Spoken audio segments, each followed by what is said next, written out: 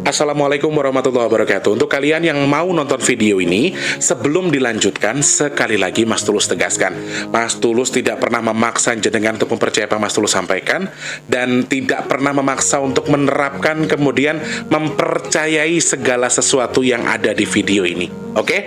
Suka tonton, tidak suka silahkan di skip. Terima kasih orang baik. Assalamualaikum warahmatullahi wabarakatuh. Sebelum kita lanjut tonton videonya, saya tegaskan sekali lagi bahwasanya saya tidak membuka praktek dimanapun dan tidak menerima tarif berapapun. Terima kasih. Jangan lupa like, komen, dan subscribe ya. Terima kasih orang baik.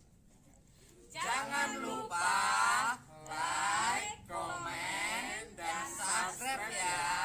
Terima kasih orang baik. Bukan dongku sawangan jantungku, dan marem ganggunya seni sepiro kesungguhanku. Aku siap demi cinta apapun kan ku korbankan. Sepiro gede. Assalamualaikum warahmatullahi wabarakatuh. Salam sejahtera untuk kita semua dan juga salam jumpa untuk para subscriber Big Tulus Official dimanapun kalian berada. Wah, kangen banget aku guys. Ada kali 1 tahun kita nggak ketemu ya. Apa kabar semuanya? Semoga semua dalam kondisi yang sehat ya teman-teman ya. Ini Mas Teh syuting di kediamannya Mas Mijan, di rumahnya Mas Mijan di daerah Sumatera Selatan. Dan memang ya mohon maaf apa adanya aja. Mas Teh kebetulan banget bawa ini nih, takutnya kedekatan. Aku suka ngos-ngosan kan kalau terlalu dekat ya, tak jauhin dikit. Nah di sini aja. Sorry. Kalau suara audionya kurang bagus, visualnya kurang bagus, Mas Tulus minta maaf sebelumnya ya. Salam sehat, salam sukses untuk semuanya. Salam kenal untuk yang baru pertama kali nonton tentunya. Yang sudah sering bolak-balik atau yang baru tapi belum support Mas Tulus, ayo support Mas Tulus dengan di subscribe, pencet tombol loncengnya, kemudian di like, dibantu share ke media sosial yang kalian punya. Jangan lupa juga, jangan skip iklan yang pendek yang panjang boleh. Teman-teman yang mau nyawer, ada tombol terima kasih atau super thanks di bawah video yang bisa kalian manfaatkan buat nyawer ya. Sehat berkah melimpah untuk semuanya pastinya. Buat teman-teman yang saat ini sedang dalam kondisi sakit, mudah-mudahan segera sembuh. Yang sedang punya masalah, semoga masalahnya cepat selesai. Teman-teman yang saat ini sedang dalam kondisi punya tanggungan hutang piutang, amin, mudah-mudahan hutangnya lunas. Yang sedang kurang baik keadaannya, semoga segera membaik, amin ya Allah. Selamat pagi, siang, sore, dan juga malam untuk para subscriber dalam dan juga luar negeri, untuk semuanya saja. Yang baru, yang lama, yang suka nonton video Mas Tulus, yang suka nungguin videonya Mas Tulus, alhamdulillah hari ini Mas Tulus hadir buat nemenin kalian meskipun dengan ala kadarnya. Banyak yang nanya nih gini, Mas Tulus pulang kapan? Mas Tulus kapan untuk sampai Jakartanya? Jadi sebenarnya memang ada beberapa kendala yang saya terima di sini, salah satunya keponakannya Mas Tulus. Kalau teman-teman, aku nggak tahu videonya akan tayang setelah atau sesudah video itu tayang. Jadi kebetulan sakit teman-teman di sini dan sudah beberapa minggu, sehingga keputusannya juga akhirnya saya nunggu ponakan saya sehat dulu. Alhamdulillah sih pagi ini tanggal berapa sekarang? Pertanggal 19 Juni ini, alhamdulillah tadi pagi badannya sudah turun, sudah nakal lagi dalam tanda kutip, sudah enakan. Insya Allah tanggal 20 besok Mas Tulus pulang ya. Kebetulan banget juga tanggal 20 itu kemarin yang manten itu, yang keponakanku yang nikah itu dapat sama-sama orang sana, orang kampung sana, tapi suaminya kerjanya di Bogor. Jadi nanti insya Allah kita akan ketemu di jalan terus konvoy. Jadi kalau teman-teman Mas Tulus pulangnya kapan? Mas Tulus OTW tanggal 20 Insya Allah besok tanggal 20 itu Mas Tulus sudah OTW, tapi tanggal 22 itu Mas Tulus sudah ada kerjaan. Jadi nanti mungkin setelah pulang Mas Tulus belum bisa nemenin kalian dulu. Mudah-mudahan video-video yang tayang meskipun hanya ala kadarnya seperti ini bisa buat nemenin kalian ya. Di video ini Mas Tulus nggak akan bahas sesuai dengan permintaan teman-teman, tapi Mas Tulus pengen cerita saja pandangan Mas Tulus soal Sumatera ini, karena Mas Tulus kan dari Lampung menuju Sumatera sampai ke Palembang dan seterusnya. Jadi ada beberapa ocehan trondol yang mungkin bisa saya sampaikan ke teman-teman yang mungkin nanti jadi bahan kewaspadaan aja ya. Karena kan sekarang banyak sekali beredar. Kemarin kita sudah bahas terkait dengan anak Gunung Krakatau, seperti apa pandangan Mas Tulus. Kemudian terkait juga dengan yang namanya sesar Sumatera, di mana pesisir Sumatera ini juga sangat-sangat mungkin ketika ada yang namanya gempa, bahkan ada tsunami. Di sini juga sudah pernah kita bahas. Nah, di video ini saya pengen meluaskan sedikit. Sebenarnya mungkin hal-hal aneh apa yang Mas Tulus lihat selama di Lampung, atau mungkin Mas Tulus juga bisa menyampaikan apa yang disampaikan Trondol terkait pandangannya Trondol soal Sumatera ini. Kalau dari segi pandang Mas Tulus, dari yang Mas Tulus datangi langsung, apakah mungkin ada kemungkinan musibah besar di wilayah Sumatera itu sendiri? Nanti Mas Tulus akan jelaskan secara detail, akan Mas Tulus jabarkan secara detail untuk beberapa hal diantaranya yang disampaikan Trondol, juga sesuai dengan apa yang saya rasakan, juga apa yang saya lihat ya. Sebelumnya teman-teman, aduh ini kita nasi box sudah mulai dekat, mentang-mentang Mas Tulus nggak hadir secara live, kenapa teman-teman jadi melempem ini? Ayo dong dibantu lagi sedekah nasi box kita. Mas Tulus dari Sumatera mau doa, mudah-mudahan nanti teman-teman bantu mengaminkan, kemudian Allah izinkan kabul. Bismillahirrahmanirrahim. Semoga sedekah nasi box kita Allah izinkan ada di bulan Juni ini. Amin. Semoga sedekah Bumi Nusantara kita juga bisa segera terlaksana. Amin ya Allah. Matur sembah nuwun orang baik. Doa kalian itu luar biasa. Kemarin aku bikin video short minta doa buat Dede Azam. Alhamdulillah hari ini sudah ada peningkatan, kondisi sudah mulai membaik ya. Sekarang Mas Tulus minta doa teman-teman untuk nasi box, mudah-mudahan Allah kabul ya. Teman-teman yang masih pengen bantu nasi box, caranya juga gampang. Silahkan cek kolom deskripsi, ada rekening BRI atas nama Tulus Rianto. Transfernya minimal Rp12.000 saja ke rekening BRI yang ada di kolom deskripsi. Nah, teman-teman yang mau bantu sedekah Bumi Nusantara, caranya juga gampang. Silahkan cek kolom komentar. Biasanya Mas Tulus sematkan paling atas. Rekeningnya Permata, atas namanya juga Tulus Rianto. Tidak ada batasan kalau untuk sedekah bumi. Silahkan teman-teman bantu Permata di rekening Permata itu di kolom komentar untuk sedekah bumi. Kalau untuk rekening BRI di kolom deskripsi untuk nasi box dan minimalnya Rp12.000. Oh iya, among-among selama Mas Tulus di Lampung masih belum bisa diselenggarakan karena dananya masih belum cukup, belum sesuai dengan kuota yang sudah kita kumpulkan. Teman-teman yang mungkin masih mau ikut among-among, masih apa ya, istilahnya bisa untuk membantu atau ingin ikut berpartisipasi dalam kegiatan among-amongnya, kalian boleh ikut berpartisipasi ya. Silahkan saja DM Mas Tulus, mungkin kemarin yang belum kebagian among-among buat bayi bajang, atau mungkin mau among-among buat tubuhnya sendiri, boleh. Silahkan DM Mas Tulus saja ya, atau cek postingan Mas Tulus di folder komunitas ya. Cek aja di YouTube kemudian komunitas. Oke. Terima kasih banyak untuk support dan juga semangatnya. Doa buat Azam, terima kasih, semoga Allah kabul. Doa untuk Mas Tulus, Mas Wardi dan juga tim, juga kru dan juga keluarga, terima kasih. Amin. Mas Tulus aminkan, semoga Allah kabul sesuatu yang baik yang kalian doakan. Amin ya Allah. Dan saya juga bisa terima kasih, hanya bisa bilang terima kasih kepada semua yang sudah membantu sedekah nasi box, sedekah bumi tanpa terkecuali. Mudah-mudahan sedekahnya jenengan diterima sama Allah, disampaikan sesuai dengan niat yang dihajatkan. Kemudian juga semoga sedekahnya jenengan bertukar dengan rezeki yang berkah melimpah ruah, bertukar dengan kesehatan, bertukar dengan dimudahkan segala urusan baiknya. Dan Mas Tulus doakan jenengan yang sedekah ke Mas Tulus, mudah-mudahan hajat baiknya segera Allah kabul.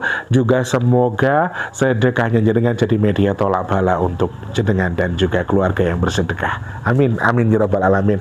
Oh iya, aku terima kasih juga untuk teman-teman subscriber yang kemarin 2 hamba Allah yang sudah nitip untuk berkurban di kampungnya Mas Tulus. Wah, ada cerita yang agak kurang enak sebetulnya. Kurang enaknya kenapa? Saya ngelempar di sana, adikku di Sumatera Selatan ternyata nggak dapat kurban dan tidak rata di sini. Tidak sama dengan di kampung. Bismillahirrahmanirrahim. Siapa tahu tahun depan kita bisa mengumpulkan banyak orang yang mau berkurban, gitu. Terus Mas Tulus juga masih diberi kesempatan rezeki sama Allah bisa berkurban. Kita berkurbannya di kampungnya Mas Mijan, ya, biar lebih tepat sasaran. Kemudian juga biar masyarakat yang daerah sini supaya tidak pernah kebagian, supaya kebagian. Seperti itu, nggih. Terima kasih banyak, berkah-berkah untuk semuanya saja. Amin. Yang tidak suka dengan intermezzonya silakan digeser ke menit ke-9, teman-teman ya. Yang nggak suka dengan visualnya, audionya wis rasa ditonton, wis enenge wae. Hal paling menarik yang saya lihat ketika saya mulai memasuki wilayah Lampung ini adalah yang paling utama adalah hawa atau udaranya, ya teman-teman. Beberapa wilayah Lampung juga Sumatera ini beberapa kali diantaranya juga mengalami hujan, walaupun hujannya itu tidak deras, tetapi sekali jatuh pure langsung banyak, ya. Tetapi sekali lagi pandangan saya justru hujannya tadi tidak mempengaruhi udara, tidak mempengaruhi hawa. Untuk udaranya itu tidak terlalu dingin, tidak terlalu panas, tapi gerah. Hawanya seperti itu. Waktu di Lampung, di Sumatera bagian selatan juga hampir sama rasanya.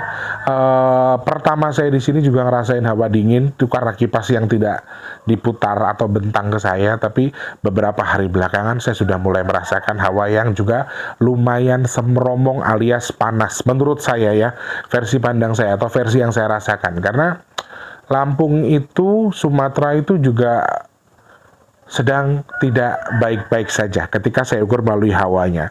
Dari hawanya ini walaupun hujan saya nggak ngerasain dingin, walaupun deras sekalipun rasanya nggak ngefek ke badan, itu kayak yang tetap semeruwomong, tetap panas. Hawa-hawa yang mau hujan tapi setelah hujan tetap aja panas. Hawanya tetap nggak enak. Hawanya tetap kurang enak buat saya pribadi. Ketika saya pertama kali menjejakkan tubuh di Lampung tanggal 11 kalau tidak salah ya, di dini hari, dan saya merasakan hawa yang kurang enak sekali ketika di tol pada waktu itu karena lumayan terbuka. Mungkin saya berpikir bahwa ini panasnya karena memang tempatnya terlalu terbuka dan tidak ada banyak pohon-pohon teduh di situ. Di tempat kakak juga sama, hawanya juga panas sekali.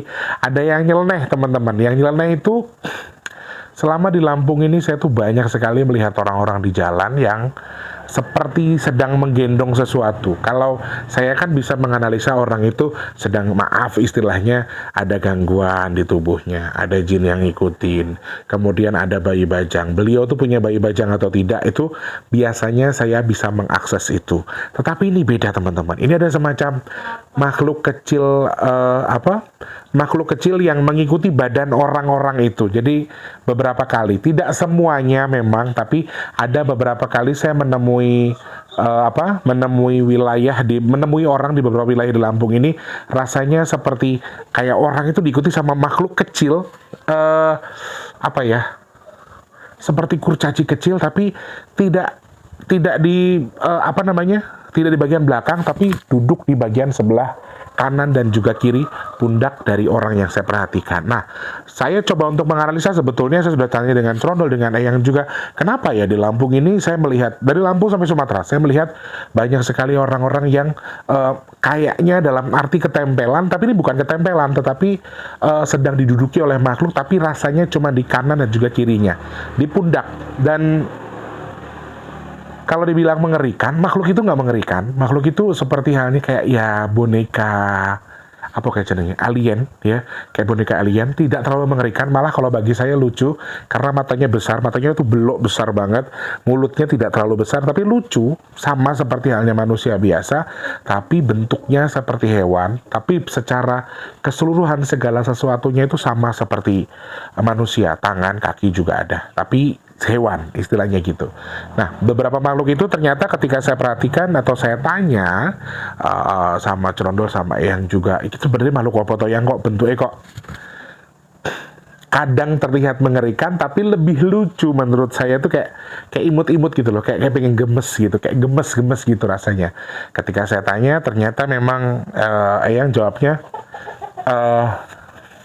Pulau Sumatera ini sedang tidak baik-baik saja, baik dari segi manusianya yang saat ini sedang dalam kondisi memiliki dalam tanda kutip ada gangguan secara psikis. Jadi makhluk-makhluk di sebelah kanan dan juga kiri ini adalah simbol dari orang-orang yang memiliki tingkat emosional tinggi, tingkat orang-orang yang susah diajak berembuk, orang-orang yang susah diajak bicara secara baik-baik. Tipikal orang seperti itu, kalau kata Eyang, maaf, dia akan lebih mudah mengalami yang namanya terprovokasi oleh orang lain, kemudian dia lebih mudah mengalami terganggu oleh ocehan orang lain. Jadi tipikal manusia yang seperti ini kalau disampaikannya yang adalah mereka ini akan mudah iri dengan sesamanya, kemudian mereka akan bisa jadi pendorong perselisihan antar sesamanya, kemudian mereka juga bisa jadi orang yang bisa melakukan tindak kejahatan baik secara verbal ataupun yang memang menggunakan media-media halus tadi. Jadi makhluk ini ternyata juga cukup bahaya, walaupun dari segi pandang saya itu lucu.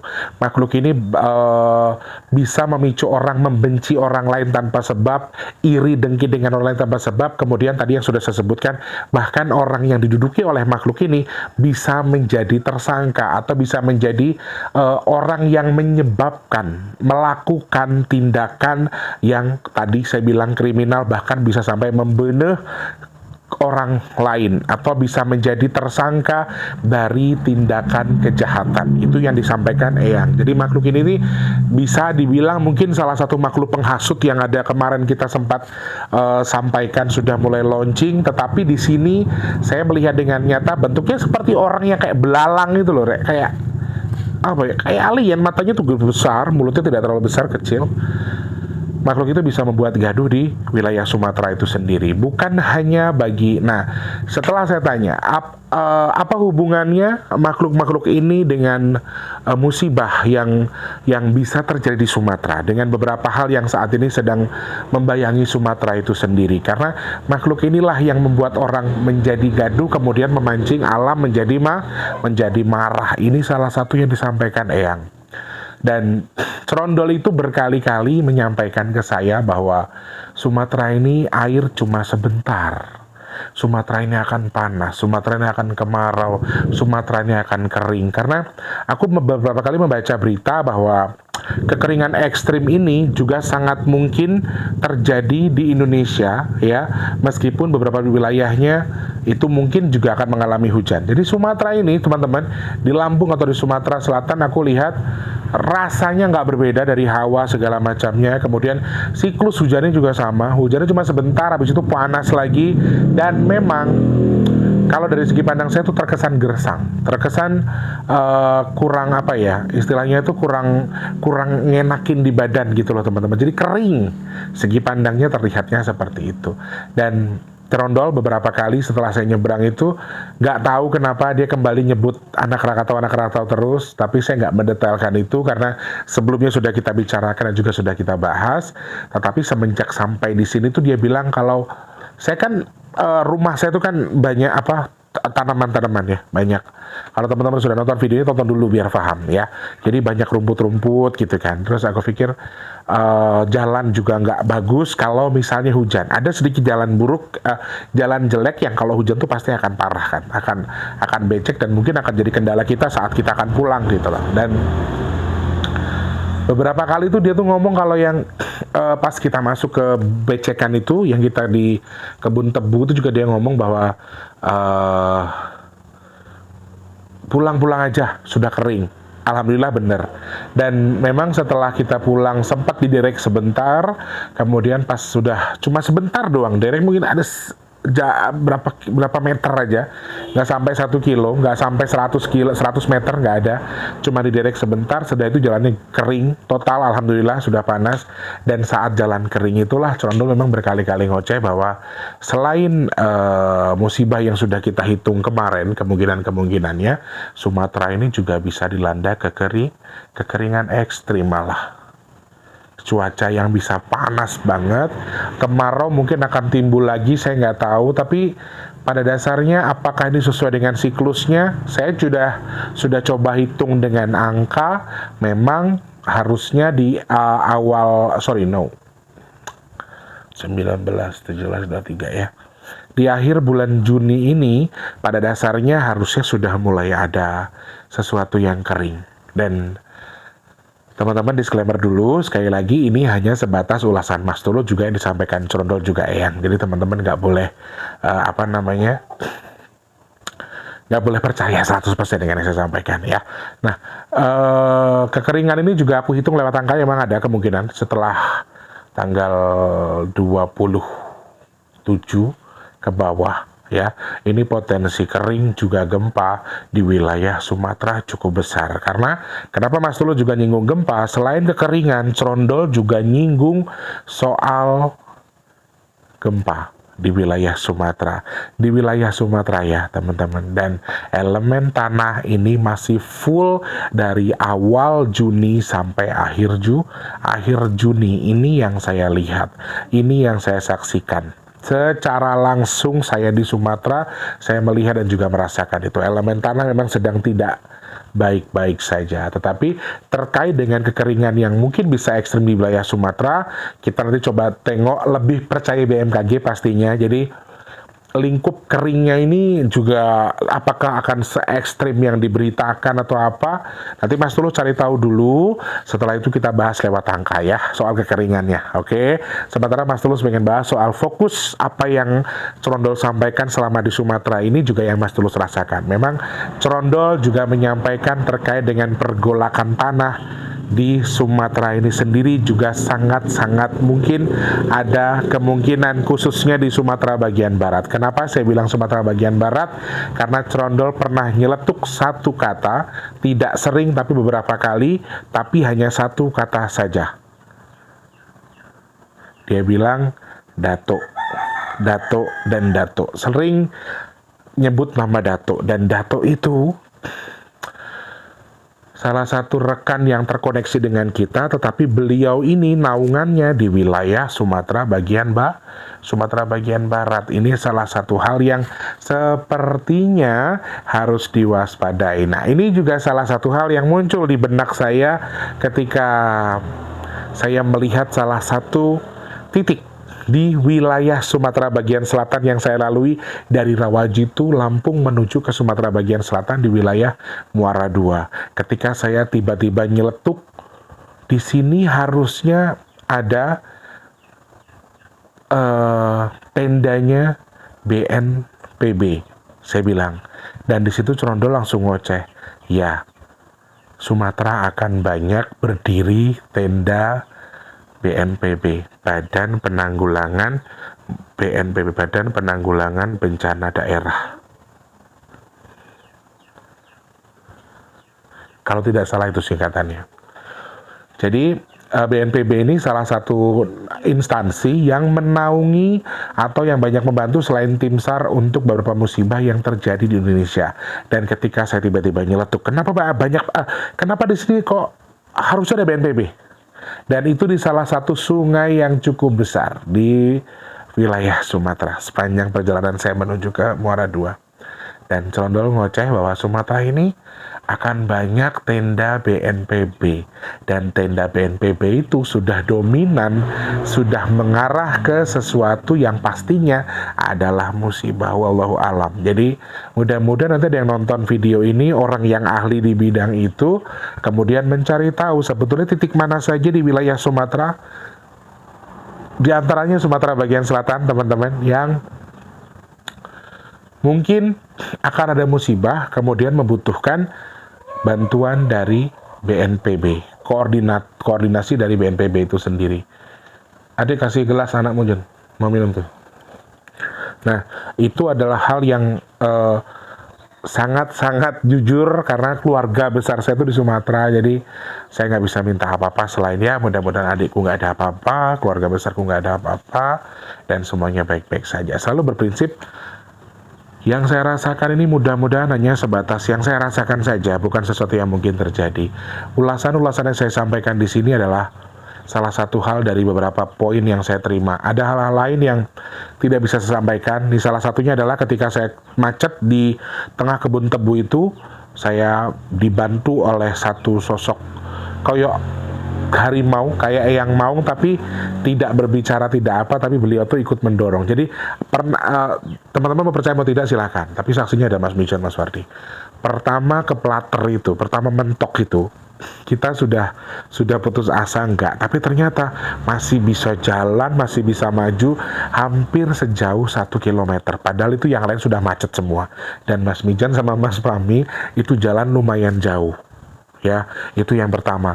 Saya merasa seperti dikawal satu sosok maung ini, nggak tahu maung ini dari mana, karena ketika saya coba untuk perhatikan lagi ternyata beliaunya langsung pergi.